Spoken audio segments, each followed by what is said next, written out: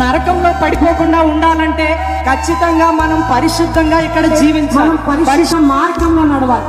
ఆ పరిశుద్ధ మార్గం ఎవరంటే యేసుక్రీస్తు అండి. నేనే మార్గం, నేనే సత్యం, నేనే జీవం అని ఆయన తెలుపుతున్నారు. ఆయన మాటలు జీవం గలవి, ఆయన మాటలు ప్రతి మనిషిని బ్రతికించగలవు. కాబట్టి మీరు తెలుసుకోవాలని కోరుకుంటున్నాం. ఒకప్పుడు పాడైపోయిన జీవితం నాది, ఒకప్పుడు ఘోర హృదయ తలంపులతో జీవించిన జీవితం నాది.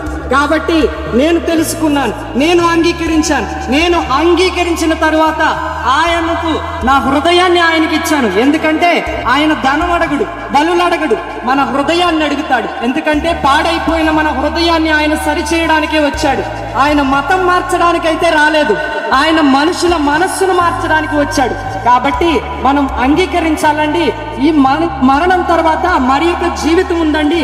ఎందుకంటే మనిషి ఆత్మ దేవుని దగ్గర నుంచి వచ్చినది, దేవుని దగ్గర నుంచి వచ్చినది. దేవుని దగ్గరికి ఖచ్చితంగా మనం పరిశుద్ధంగా జీవించాలి. మన హృదయాన్ని శుద్ధి చేసుకోవాలి. మన హృదయాన్ని శుద్ధి చేసుకోవాలంటే పరిశుద్ధ మార్గంలో నడవాలి. ఆ మార్గం యేసుక్రీస్తు మాత్రమే.